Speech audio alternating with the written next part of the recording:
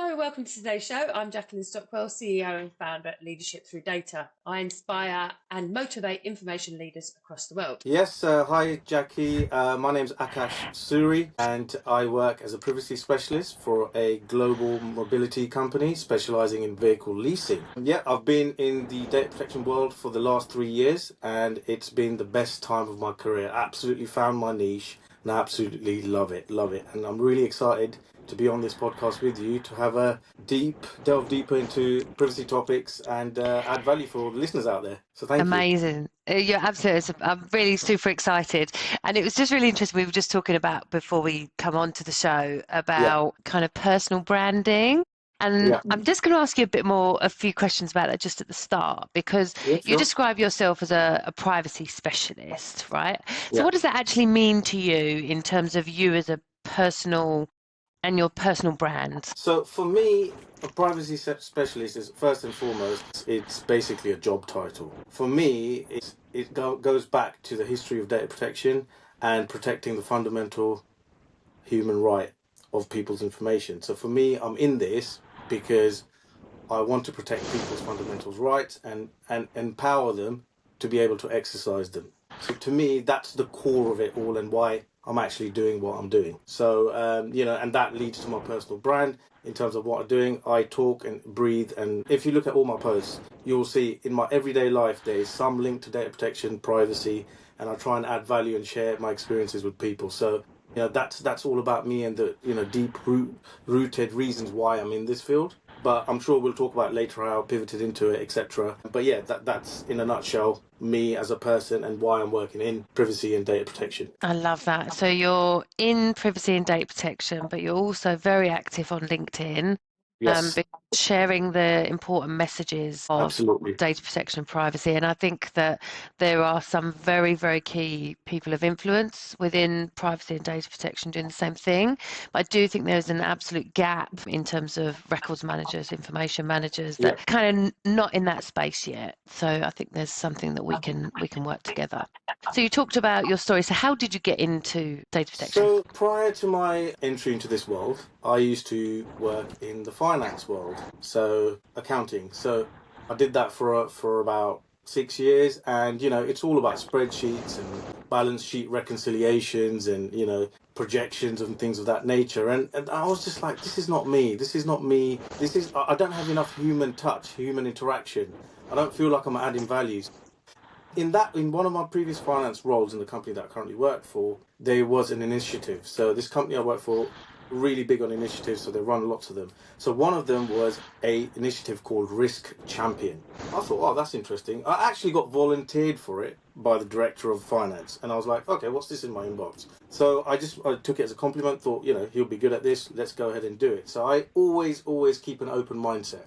So went into it, and basically what it was is raising awareness of risk and compliance through the business in different facets. So the facet that I was involved in was operational risk and getting the business together into kind of collaborating and report these incidents, make them understand them, getting the key stakeholders together and kind of working through these incidents that take place and looking at root causes and putting in mitigating controls, exactly what we do in privacy, right? So all of that's how I got a taste of it, and literally I really excelled at that role and I embedded it into my BAU. Now, we do look like a jargon nowadays, so BAU means business as usual. So I embedded it into my current finance role and I got recognized for it, and that was basically the leapfrog that I made from being in a finance role to a data protection specialist. So 2 new roles came out. One was a compliance specialist, one was a privacy specialist, and I was like, I want to get involved in this. I delved deeper into the compliance side by speaking to the head of this, the stakeholders, the right stakeholders for privacy and compliance, and straight away something drew me to privacy. Because I used to think privacy is just compliance. It's just compliance. It's a tick box. It's something we've got to do. But there's a deeper meaning behind it. And as I delved deeper and started looking at the history and how it's all there, why is it there, I started to understand that actually it resonates with me and this is what I actually want to do. And I want to help people have that shift, that where I was to where I am now. So yeah, I went for that role, and that was 3.5 years ago nearly, and successful, and had the best time of my career. I've had the best wins, best successes, and I'm sure we're going to talk about the training element, etc. But yeah, that's how it was for me, and I had absolutely no experience, Jackie. You know, it's about embracing the unknown, and you never know what's going to happen from it. Yeah, agreed. And it's about having a growth mindset as well. So Yeah, if you have an interest absolutely. in something and you kind of, as you said, you dipped your toe in the water first, Yes. and then it's that kind of thing. Well, I quite like this. I kind of want to move on as well. So yeah, I love that, and I love that how passionate you are about it and bringing privacy to life. Can you share a personal story or a specific moment that really got your passion for privacy, for being real and not kind of robotic or a tick box exercise? Yeah, do you know what? It's a really interesting question because what I used to get, and it's a really simple thing. So I'm a very easy peasy, simple, plain English guy. That's what separates me from the other privacy pros. So what I do is I don't regurgitate legalese. I speak in plain English, and then, for example, I'll give the board of directors 3 smart, pragmatic steps to demonstrate compliance. Literally, that's the winning formula, right? They want you to cut through the jargon and tell them, right, okay, what's the issue? What do you recommend? How are we going to do it? And my job is to inform them of that. So even for the purpose of this conversation, something as simple as me getting bombarded by marketing emails, right? I can't unsubscribe from them. And, it still happens till today, but not as much because I've got a grip on it and I've got more of an understanding. But, for me, I was getting bombarded by these things. And, my wife says to me sometimes, so we're sitting there watching TV that other day and she says, oh, we need to get a new air fryer. And I was like, okay, yeah, all right, we've already got one. But anyway, you can have a look. She starts having a look on Google and then she goes, oh, it's appearing all over my social media. And I said to her, yeah, it's online behavioral advertising, right? So people are watching what you're doing and then it replicates on all platforms that you're looking for an air fryer and they're going to try and put it in front of your face so you get it. And that worked and she did end up buying a more expensive one, which cost me a lot of money. Where, But you've for now got me, 2 air fryers, so yeah, no, I gave the other one to my sister, so she was quite grateful for it. But it was just something as small as, you know, not being bombarded with marketing emails and things like that. I mean, other examples could include, sensitive medical records. One of my cousins had this medical records exposed in error by the NHS. So these sort of kind of things really touched me to the core, and I was like, hang on, there needs to be more done here where we are, almost campaigning for privacy rights for everybody, yeah, agreed. So yeah, these are the kind of things that kind of connected me with it originally and through the course of my career in privacy. Yeah, great. So outside of work, what hobbies or interests do you have that might surprise people or listeners? Wow, that's a really good question. So I'll share a couple if you don't mind. So the first one is I am an avid plane spotter, and people. Love that. Love that. I know someone else, my business partner's the same. You need to connect us. You need to Yeah, connect we'll us do. because I'm sure we'll have lots of conversations. So I live near Heathrow Airport. So at the airport, they've made a special stand for geeky people like us to go there and watch them take off and land. And we've got a registration book where we tick off what model it is, what the reg number is, and we've seen all the different types and shapes or whatever. So that's something that people get really surprised. I actually collect the models. I've got so many that I've got no room to put them in. So I'm thinking, Wow, plane yeah. models. Plane models, yeah, so they're the die cast metal Nice. ones. Yeah, so I'm looking for a nice sort of cabinet I can just display them all. But my 8-year-old son is very soon claiming all of them every week. Yep. So, yeah. And the other one is I invest in property. So, Oh, nice. so I like buying rundown houses. And again, Nice. it's my core value of helping others. And I want to provide housing for people in vulnerable situations, in vulnerable areas up north, etc. So Oh, wow, how beautiful. I invest in properties up in Liverpool. So yes. Oh, wow, that's Yeah. amazing.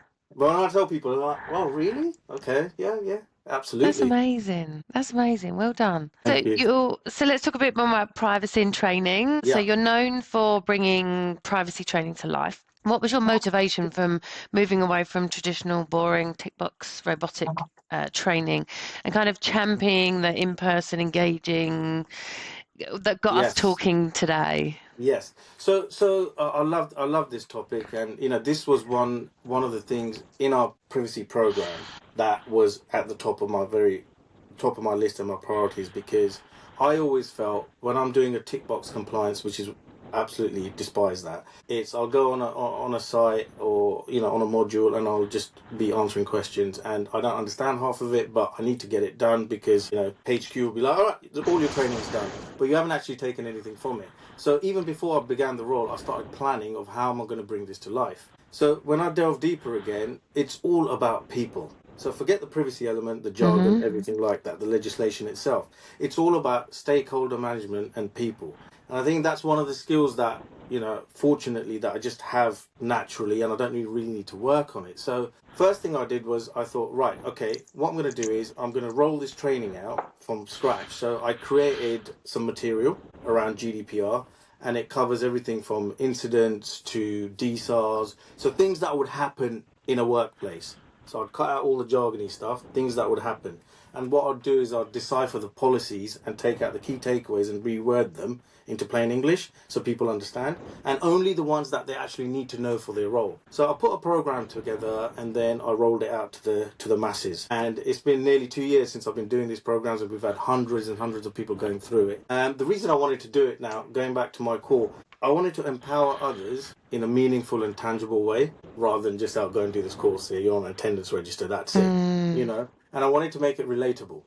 I wanted to move away from tick box compliance because I want to build trust. I want people to talk to me, right? I don't want to regurgitate legalese, as I said. I want to talk in easy peasy plain language. And the thing for me is any relationship I have, and we were talking off air as well, I like creating the win-win formula. So that always works. So what's in it for me? What's in it for them?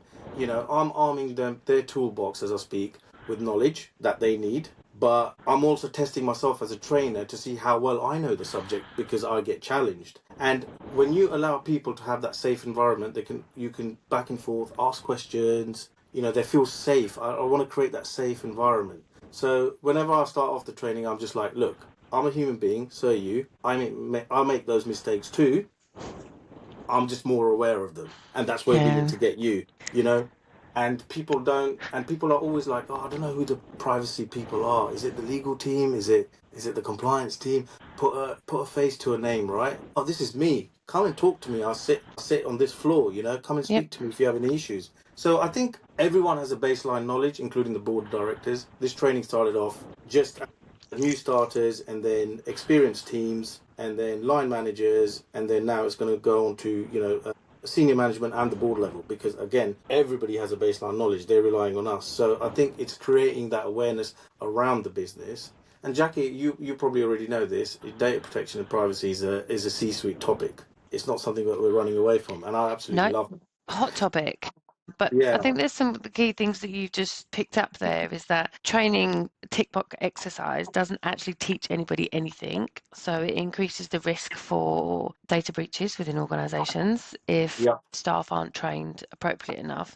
And the other thing is that training isn't a cost, it's an investment. So you're investing into the business's growth and also the professional development of that person as well. And I think these are two fundamental things that organisations actually miss, to the point of, we've got no budget, let's cut training, because training, it's the first cost to go, but actually it should be the last one, because you're investing in their growth. What do you think? That is why I'd set up my business, the Leadership Through Data, to get more drive and enthusiasm into data protection, privacy and information management training, to get people to understand the concepts, break it down from, this is an article, this is the recital, this is how you read it, this is the book, and actually you want something tangible that you can say, exactly. Oh, okay, well, I need to fill in this box, or I need to get a DPIA for this, because, those types of things that are actionable things that people can go away and do and understand, rather than, And and to your point there, Jackie, I think when people have a lot of misconceptions about privacy, I always say to them, look, if privacy is done right, it's actually a revenue driver, because you win trust, and you win trust, you win more customers. Yeah, it's as simple as that. And when you and that is a massive moment where people are like, oh yeah, if I actually look at it like this is what it is. And I always feel like the misconceptions are tied to personal values, what people actually think. Privacy for me, whenever I do the advisory piece of my role, I was like, no, there's not one size that fits all. You need to give me the context and what you're trying to do here. Yeah. and the answer will come out, and that's what makes it really interesting, because nothing's ever the same. So going back to having a person in a room, you can look at the body language and say, oh, okay, this person's a bit uptight, he might not want to engage, but I know I can work on it. The person's in the room with me, he's going to feed off my energy, and we're going to get them involved, because it's a lot of engagement. Death by PowerPoint, and I know I've heard it on your previous podcast, is absolutely like tick box compliance. Don't get me wrong, we do have a PowerPoint as a reference point, but I also get people to read out bits out of it, so they're involved. Yeah, But and if I think you're talking, there's nothing saying you can't use PowerPoint. So there's some really good tools. There's PowerPoint, yeah, Prezi, some really good interactive tools. It's the standing there, talking, reading off the slides, keep it in the same tone, not thinking about the delivery. nothing There's a worse. wide range of things that, because I use PowerPoint, but I Yes, use images. So all of mine, I have 100 slides, and they're all the talking points when I go through. So it helps me with my memory recall. We're going off on a tangent here, but I just kind of want to pull you back on one of the things yeah, you had said about you wanting your organisation, the people don't know who the privacy officer is. And yeah, that's about you saying, I'm here, let's talk about it, and let's make it easy for you to understand. That's, I think, is the gap. We talk about personal branding, because there is elements of like the holding back, you mm, know.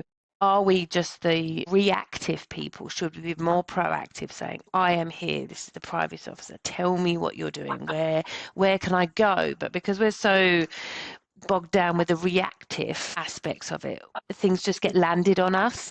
Does that yes, make yes, sense? And I think yeah, absolutely, if we could flip it on its head and focus more on our personal branding within organizations, do you think that that would have an impact in privacy and information management? absolutely. I think it would, because what it is people are afraid to report things, right? They just look at it as, okay, it's legalese. I'm going to get in trouble. I'm going to report something.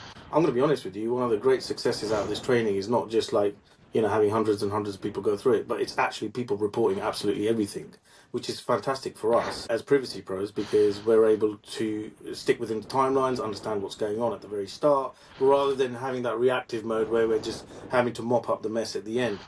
So I think there's a massive gap, and I see this in a lot of businesses where their numbers reported are so low because, number one, they don't understand the process. Like, we have a robust data protection incident response process where I've actually created a SharePoint website, internal one, and it's called the Privacy Hub. And on there, it's got, these are the right people you need to talk to, and then it's got basic stuff that we actually cover in the training as well, if something's happened. So it's basically a resource library all in Mm-hmm. one place that they can access. And I think it's important to have that, and it's important to have that clarity. Okay, well, this is what I need to do, and these are the people I need to talk to. But I do find a lot of people in our industry, when it comes to that personal branding, sometimes feel uncomfortable about it. And I think that is the gap where you've pointed out, is once we change that. And to be honest, I wasn't big on personal branding before I came into this role. In fact, I wasn't big on personal branding up until January this year. And it's so interesting, because there is a real shift, and I've seen it over the last year. I've Mm. seen more interactivities on